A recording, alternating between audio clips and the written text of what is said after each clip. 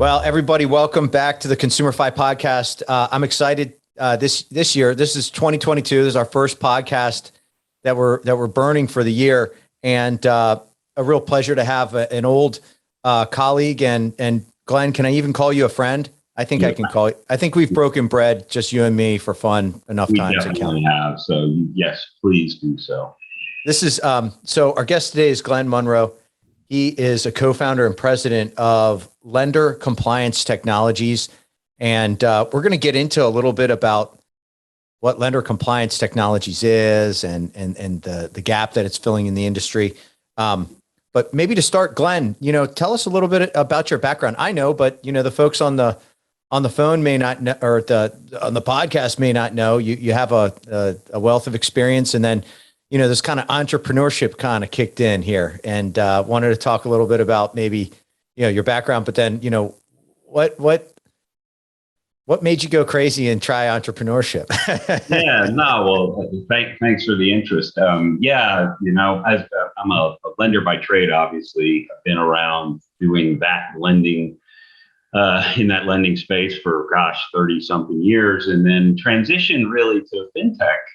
A few years ago. I had invested even earlier than that, but wasn't that close to the business. But I had invested in DeFi Solutions and the first or early round, and took a real interest in the fintech space, and then ultimately went to work for DeFi Solutions for a couple of years, and became very familiar with the technology, for the options and alternatives that were in the space. So, really enjoyed it and felt like this was a good place for me. And so, I sort of transitioned into that. I did some consulting for some of the fintechs at that point, and then really had an opportunity to start a Lender Compliance Technologies, which is a mouthful, right? Our acronym is LCT. It's a lot easier, Joel, to go with LCT. And I was fortunate at that point. I ran into some folks that I had worked with on a project basis years ago at a rental car company, and really had done a very nice body of work, fairly large scope, in terms of e-commerce platform and selling direct to consumers. And that's where I ran into these folks that were founders. They were software entrepreneurs. They were successful, and they had really focused on the auto space, and had a lot of conversations with financial institutions as to what is needed in the industry from a compliance standpoint, because they had a clear understanding that in a lot of cases, compliance problems or compliance issues are very manually driven, right? And so, what can we do? How can we leverage our expertise in the software space and create innovations? And really that was the genesis for Lender Compliance Technology. So they got with me over about a little over 2 years ago at that point, and said, hey, we've got an idea. We've been approached by banks, one in particular, that wanted to partner with us and create, we believe there's a void in the market for a complete solution. And so we would like to go forward with that. And so I said, you know what, sign me up for that. And that's sort of really the beginning of our process. And essentially it drove our first product, which now is in production. It's been in front of many lenders at this point. The reception is fabulous. And really the reason that we're getting such a strong reception is because it is the first and only end-to-end platform associated with cancellation and obtaining refund quotes for voluntary protection products, or what we all know for years being in the industry as aftermarket products. So those aftermarket products obviously is GAP, service contracts, tire and wheel, credit life, those kind of rebatable products. And of course, it's, these cancellations are applicable to, for several scenarios. One would be early payoffs for GAP, right? There is unearned portion of premium that needs to be allocated back to the consumer. also for total losses, repossessions, charge-offs. So all those products need to be canceled. And by and large, it falls under the lender's purview to make sure that those things have happened. Yeah. And so we have created Refund Control, which is an instance that lenders utilize to cancel and to obtain refund quotes. And what's really interesting about it is we have out of the box a very detailed workflow. So we've gone to we've been fortunate to be able to work with people that now are LCT and develop based upon their subject matter expertise, working with lenders and working with providers to come up with a very out of the box detailed workflow, which includes all kinds of queues, which also provides very robust reporting, dashboards, and also one of the primary differentiators of LCT and our Refund Control is that we have developed for configurability, right? So as opposed to if you're a lender and you want something special and you say, okay, do you want custom development? Because that's typically the process, right? And what's the problem with that? So from a perspective is one, it's very expensive, and two, it's time consuming. We have developed a platform that has what we refer to as lender preferences, and that's our configuration. So we use, for lack of a better term, we use knobs and switches that the lender can simply make those on the fly, make those changes if they decide to do so, to changes. So those things would be like, oh, as a lender, do you want certain dealers to utilize dealer reserve? Do you want to send your cancellations in an automated fashion the minute they're ready to go, or do you want to look at each one?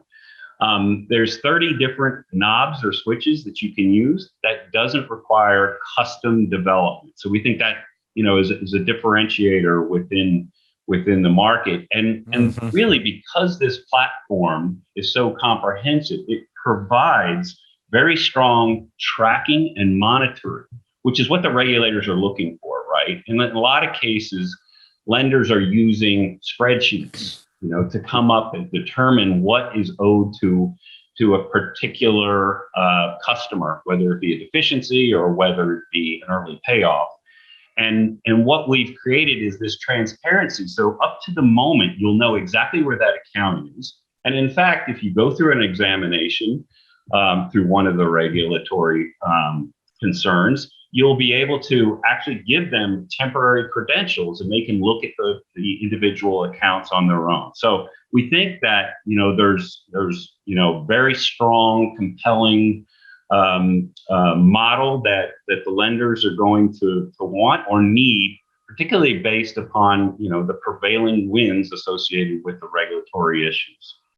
Yeah, and we've seen regulators back this at the federal level and at the state level as well, Glenn. So this is a situation, it's kind of reminds me a little bit. We had a gentleman from an Alaska credit union on talking about the soldiers and sailors, or what's now called SCRA, right, where there is some, it's incumbent upon the lender to figure things out, to grab the data, figure out the state of situation. And that's really my understanding with the cancellables. It's kind of the same ilk. Like, so if I paid off a car and I paid it off, I still have half my term left on my cancellables, and I am entitled to a 50% rebate, for example, just to keep the numbers nice and round. Sure. And I have GAP and I have LAHA, right? So I have GAP and health and disability. Right. So generally speaking, what's the response? Like when lenders get that payoff or deal with it, like what is the amount of time or the time period that we generally target to say you have to make sure that the customer gets their refund or their rebate? Yeah. Is it a time issue, or, I mean, I know it's obviously a tracking issue, but is there some kind of time frame? Yeah, there can be. Certainly, it's dependent upon state regulations, right? So it can, if you want to think 30 to 60 days, that's a good place to be. But obviously, there's some efficiencies. You want to do this as quickly as possible. That's what the regulators are looking for us to do, right, as lenders. And so we've got a strong process in to support that. We can, the minute that some sort of event occurs, and I've defined what those were, right? We can immediately send those cancellations. Those cancellations, we call them notifications. They will be forms that are sent, one to the dealer and also to the provider. And there's about 600 different providers that are out in the market at this point. The idea really is to create those efficiencies. How quickly can we get those products canceled, and how can we get that money back to the consumer as quickly as possible and made them whole? Okay. So when we think about from LCT, our perspective, and it runs the gamut from lenders in terms of their perspective on how to notify and what the expectations are from a regulatory standpoint for them to respond. Some just send cancellations. Others, in a lot of cases, the regulators are looking, particularly in the banks, or credit unions, are looking for the lenders to verify the amount of the refund quotes, right? Because sending a letter out and getting $1 back doesn't necessarily mean you validate the fact that it's the right amount that the consumer should be applied to her. So we have that as well. We call it our service bureau, and that is our verification process where we go out to each and every one of those providers to ensure that we obtain the actual to the dollar amount refund quote that is due back to the consumer. What if I'm riding dirty and I don't have my house in order with this type of stuff? What are the, generally speaking, or even you might have specifics, like what is the risk that I'm taking as a lender?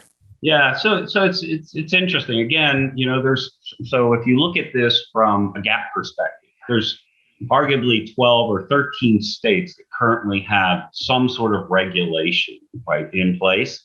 You'll see it seems to be based upon prevailing winds again that other states are going to join.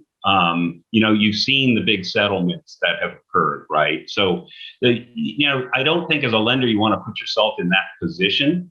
I can tell you, just specifically, we're hearing state of California. They've subpoenaed some of the providers, possibly the lenders at this point, not for criminal activity, but they're looking for information so that they're digging to determine, is there a process in place to ensure that the consumers are getting them whole in terms of what is due for them on these cancelable products? So, it's out there. I would expect, particularly because of the current administration, we're going to see more regulation than less. It seems to be a bit of a hot button. We think our timing is good, and, we can provide a great solution that will essentially help the lenders structure that process out of the box and provide that transparency. That's really been our goal from day one. Yeah. The power of this, hey, I'm just searching around. I want information. I've got an information request or subpoena obviously raises your ears a little bit, but I'm thinking back to when the start or interrupt device, a lot of people have experience with start or interrupt device and the GPS. Well, for my dollar, it was when Congress was sending out information requests for information from a number of lenders about their use of the start or interrupt device. And what did that do? I'm talking out of school. I don't have the numbers here, but I can tell you for my company and for many of the others that I was dealing with, it shut it down. It was, hey, we're not using the device anymore. We're not installing it on the vehicle anymore. And what we did was we got really clear and specific about if, when, why, where, what constitute an acceptable issue for us to shut down the vehicle. And I tracked the numbers, and Glenn, 8 times out of 10, it was a police assist. The vehicle had been stolen and they wanted help finding the vehicle with the police on the other end of the line. So, but these subpoenas or information requests, they can have really big impacts. The other one that I'll throw out is the FDIC. Right. Director of the CFPB has a seat on the FDIC, started flexing some muscles, ended up, the chairman got bent out of shape about it. The chairman of the FDIC, she says there's a long-standing situation here where we define our agenda, we define where we're going to look for information, and Chopra and some of his political allies that are on the FDIC really put the screws to her and played some dirty pool. She wrote an op-ed. You can read it in the Wall Street Journal, right. But she's gone. Right. The composition of of a lot of these, FTC, FDIC, they make them odd numbered, and they try to make sure that there's a certain number of one party or another. And I don't know if that's the case with FDIC, but you can see by Chopra asking for more information. And look, you say, oh, I'm just asking questions. There is a direction, generally speaking, when you're subpoenaing people, there's something you're looking for. CFPB is known for doing a little bit of this. Yeah, we heard you got a complaint. We're just going to check out everything. Right. And then you're kind of hanging yourself with all the information you provide. But this kind of Q&A, this kind of it's indicative of, hey, you better get your house in order. That's how I interpret a lot of this.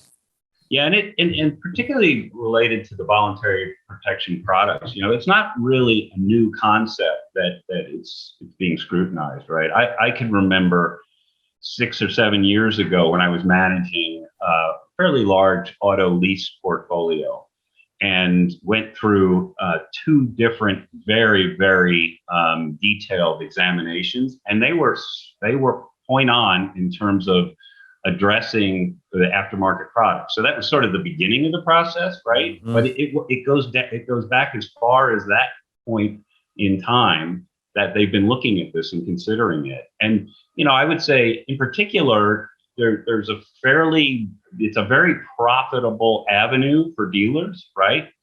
And it's grown over time. And I think by and large, just because of that, it's going to attract a certain amount of scrutiny from the regulatory agencies as well. So, I spent a lot of time in front of the OCC and the Fed, and it goes back that far as part of their examination process. So I don't see it going away, and quite frankly, we based upon what we're seeing, a lot of these states, California would be a good example. They're in contact with the AGs from Colorado and other states that have been pretty proactive in pursuing and ensuring that the consumers get what's due for them on these products.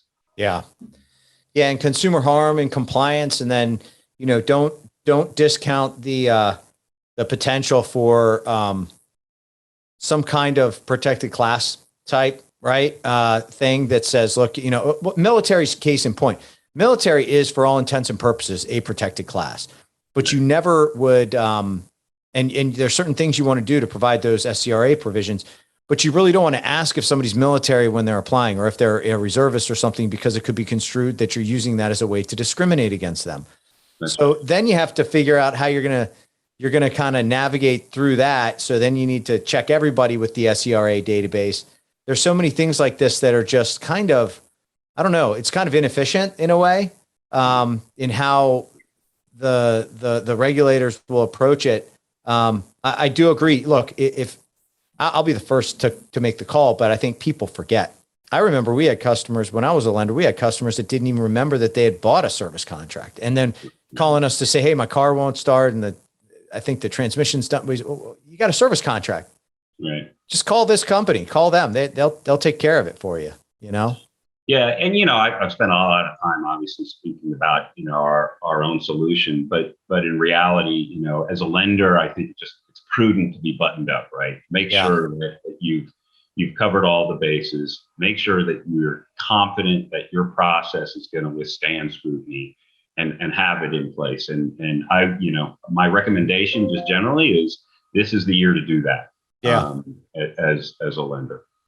What, so let's say I say, okay, I'm a lender, I've got a portfolio. And I think, man, I just kind of I record a little bit of whether they have a service contract or something. Maybe I just do service contracts. I record it in my system, my loan management system, or my loan origination system at the time of funding. I have the data, right? I have it internal, and I'm just using whatever internal controls to manage that. But I'm interested, right? I want to put another layer here to automate it and foolproof it, right? I'll give you a perfect case in point. I had a couple TCPA violation type scares where we had people that said they didn't want to be called anymore, and we recorded in the notes, and then we made a couple call attempts. So it wasn't killing me. It's called $100 per violation. There was only a handful of them, but it just looked bad. It looked like my control effectiveness was obviously very low. I was really relying on my collectors to update the system and to actually review notes before they make a call. Right. So, it's just having a little bit better control in place. If I was a lender, I said, yeah, I'm interested. You know what do I need to do? How does it work? Does it integrate with my loan management system? Do I have as a standalone? Am I passing files? Like, what does it kind of look like when I have this system in place? Yeah, great question. So, and one of the things where I think that, again, we're sort of a differentiator in the market is the technology has changed, right? So, being an old guy that's been in this business for way too long, and I've worked on the origination side and on the servicing side, those are fairly big endeavors, right? To take on. We're an ancillary platform. To implement us, it's very, very simplistic. And quite frankly, I've sort of walked some of, my friends that are running auto finance divisions, and I've told them, and one of them in particular, I remember said to him, I said, this is a pretty simple process. I'll explain to you how the technology has changed. And I explained to him and how simplistic it could be. And he said, Glenn, I've known you for a long time. I like you, but I don't believe one word of it, right? but let me explain how it works. So I'll digress for a second, just based on our technology. So we actually built our development platform on top of Salesforce, and there's several reasons, three reasons primary that we did that. One, we could develop faster. So if there are some things that lenders want that we don't have today, we can quickly put them in place.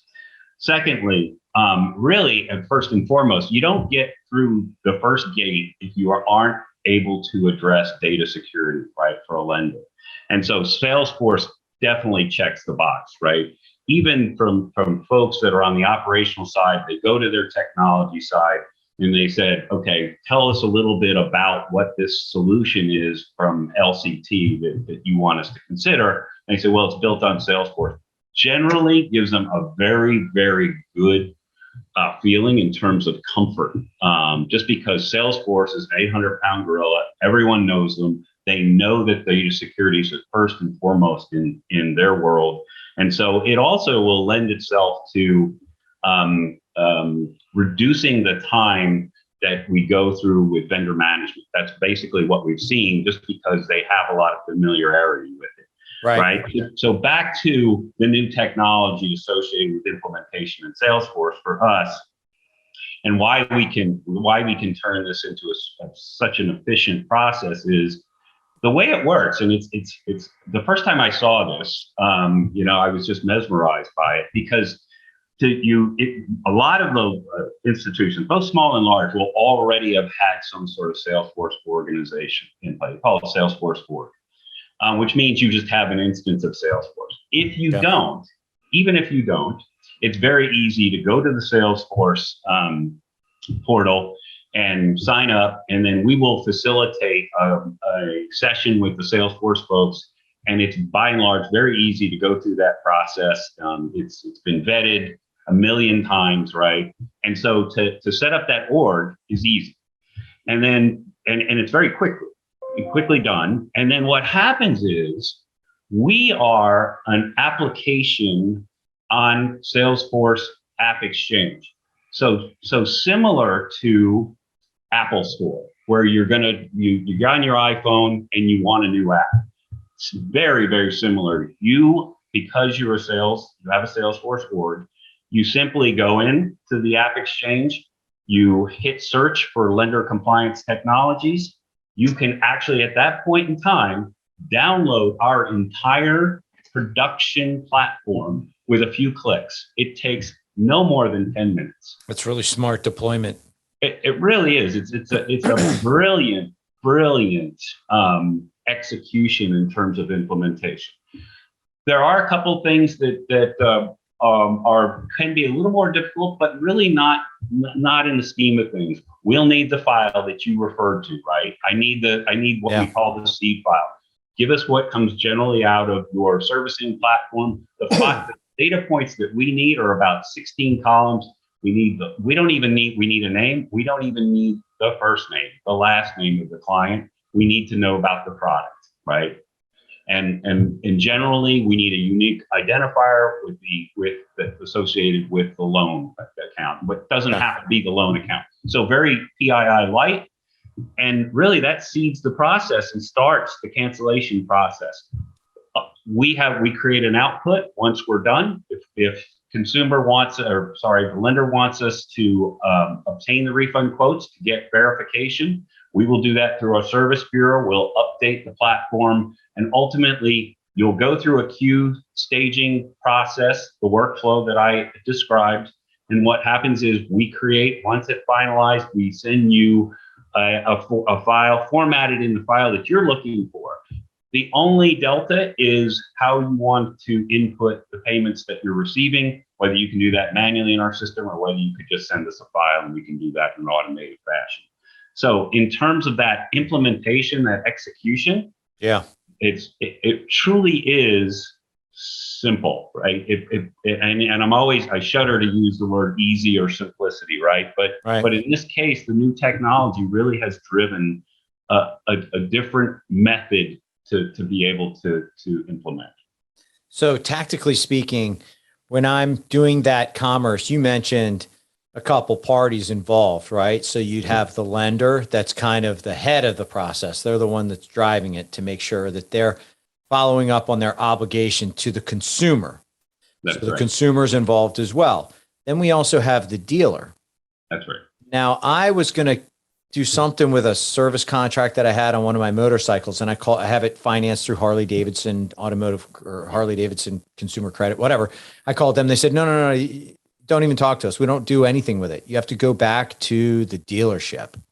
And I thought, well, that's interesting. Are you just doing that because you're getting me back into the shop because I'm about to trade out or I'm going to do something? So it kind of pushes the sales lead to them. Like I couldn't think of a good reason at the time, but as I'm talking to you, I'm thinking, well, no, dum-dum, like meaning me. If I had ridden the motorcycle 8,000 miles and I've already gone through 2 service, pieces, and I've only entitled up to, my 30,000 mile service, I've utilized, maybe more than what they would have assumed. And that has to be verified. So is that the reason, help me understand the communication process, how there's the initial notification, and then how is the money actually sent back to the consumer? Yeah. So if it's not associated with an early payoff, generally you are going to be sent to the dealer for those if you want to cancel something just on a voluntary basis, right? Is that driven by the service providers and the contract that they've written? Well, by the lenders. Remember, in the case of an early payoff, and there's gap associated. There is gap associated with that loan itself, right? So if the loan is paid off, there is no need for gap at that point, and therefore the lender is generally incumbent upon the lender to ensure that the consumer is made whole, right? If it's a total loss, a repossession, or a charge-off, right, then it's also incumbent upon the lender to ensure that those unearned rebate amounts have been applied against those deficiencies. Okay, right? so I can apply it against a deficiency. I don't have to just straight up cut that check. Like if they owe me $8,000 and I see I can recover 1,000, I can post that against their deficiency. That's exactly right. Well, that's a huge benefit.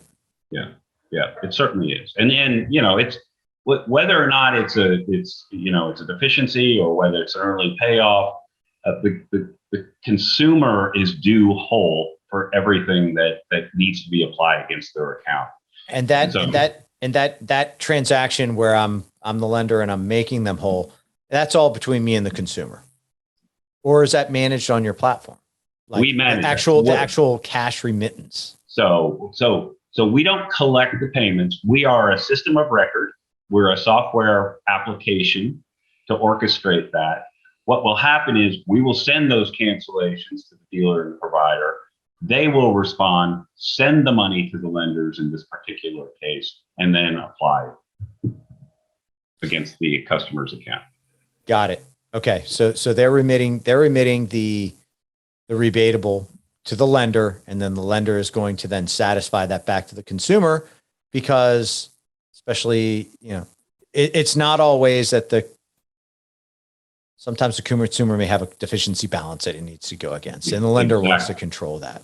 You're not going to get that money back if you send it directly to the consumer in a lot of cases, right. I would say. Yeah, exactly right. And we have ancillary products too. So, if it's kind of a look back or a bulk where you haven't kept up, right, to cancel these things, we will have lenders that'll send us, hundreds or thousands of accounts where we can go ahead and cancel those to ensure that now those accounts comply.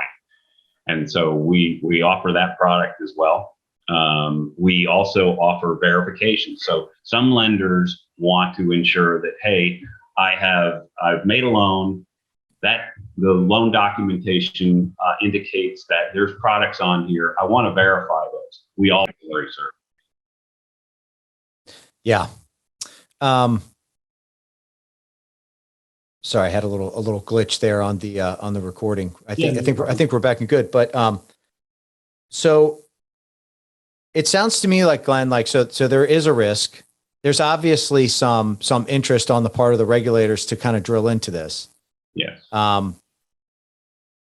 Is there anything that really needs to be done from a education standpoint through to the regulators? Like, do they get it? I'm thinking of the MLA. MLA right. has rendered, because of the way that they do the calculation on the rate cap, they've rendered it that many of our military brothers and sisters are just not entitled to purchase and finance these types of aftermarket products. I don't think that's what they were thinking. I don't think that was their intent. Right. But this is how it all panned out, and it has a chilling effect, I think, on a lot of people who would get a lot of benefit from these products. Right. So do you get a sense from the regulatory standpoint, how the regulators or the legislators are looking at this, and are they looking at it in the right way? Yeah, well, I mean, you could argue where that responsibility lies, right? The dealers have written the products. But unfortunately, as a lender, it does lie with them in terms of the responsibilities from a regulatory standpoint. The regulators just want to ensure that the consumer are made whole. Made whole. They need to be made whole. And so that's their perspective on this. How can we be involved in this? So we're new technology, right? We've gone to the market. We're in production. We feel like it puts lenders in a very strong position because of the tracking and monitoring that they keep referring to.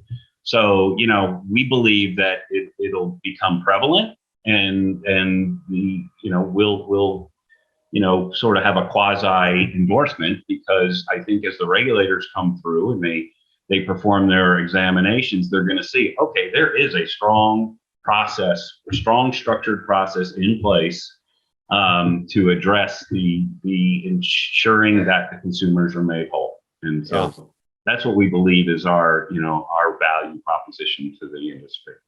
This is great. And I think it's great for consumers, because I don't know if everybody remembers the old days, Glenn. Do you remember the old days? You'd go to Pep Boys or True Auto or something, and you have all these they say, oh, you can get this thing for like 50%. Oh, that's great. 50%. That sounds great. Well, no, here's this thing. You got to send in your receipt with this rebate form.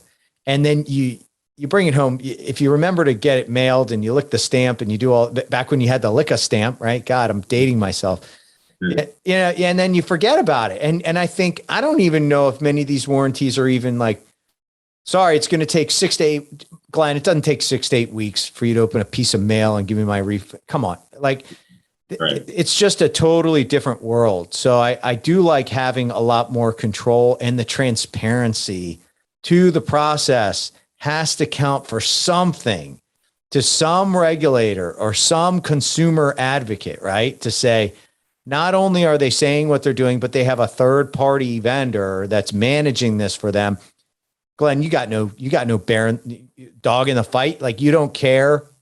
I mean, if your lenders are great or if they're not great with their remittances, I mean, it's not your responsibility, but you're trying to give them the best opportunity to have a nice flow, a nice process that's very compliant and good. Yeah, and we are, and hitting this on several fronts. One of which we really haven't touched upon is we're working with the providers to automate the process to obtaining those refund quotes. So as it stands today, about 15% or so are done through APIs, which means, we can ping them, we get a response back to them with all the information regarding the refund quote amount. But we also run the gamut because there's 600 different providers. And that's why we have a service bureau. We may have to reach out to them to call. We might have to send them a file that we batch and send to them. Or we may even have to go to their portal to obtain those refund quotes. But it's important to verify those, because when you're in front of a regulator, what are they going to ask? Well, how do you know that's the right amount that's being applied to the consumer? Yeah. And if you don't go out and verify that, you'll never know the answer to that. Yeah. And so that's why we have a service bureau. We support all of those different methods to obtain those quotes. Yeah. And it's great that you have that, because not in all cases will you be able to get necessarily a hold of the consumer, right? In the event of a repossession or something, your call is probably the last one they want to answer. But it's unfortunate, because if it was a call that they would answer, then they would find out that deficiency is going to come down because they've gotten some rebatables that are coming back. Yeah. And again, Joel, I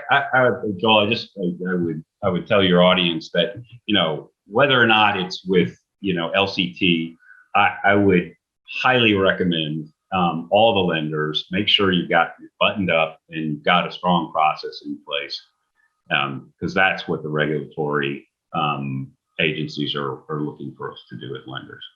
Yeah, I hear you. Well, this is great, Glenn. Once again, everybody, this is Glenn Munro. He's the president and co-founder of Lender Compliance Technologies. A cool technology. I hope to see more and more cool technologies, and this one has a very solid use case. It's protective and timely. I was asked the other day for the National Automotive Finance Association, what do we see as kind of the biggest risk for the year? And I just said compliance. You're right. Because it is. The compliance is hitting us on so many levels. The CFPB has unfortunately been politicized as an organization. You can't put blame on either party of that. You put it to the political process. It's unfortunate, but it is. But this is something that is just straight up consumer protection. I think just by having this as a lender, it shows a level of diligence and it shows a level of competency that I would say, it may be a rubber stampy thing where they're like, oh, you got that and it's running. Yep. Okay, cool. We're good. But Glenn, thank you so much for being on, and love to have you back on and hear how things continue to proceed. We talked a little bit before we recorded the pod. He has a very cool board of directors and board of advisors that man, you can't help but win with names like that. Yeah, we're blessed with who we refer to as our family members. So yeah, it's been a great ride for us, and we're looking forward to it. And thank you very much for taking the time to listen to me and about our company. I appreciate that. Absolutely. So for our listeners, Glenn, just in the closing comment here, if folks want to get a hold of you or get a hold of somebody to learn some more, what's the best ways for them to connect? Yeah, definitely. Please email me directly. So it's GMUNRO and it's very easy, at lct1.com. LCT, the number one.com. That's exactly right. Okay. Glenn, thanks so much. Thanks, Joel. Thank you. Take care.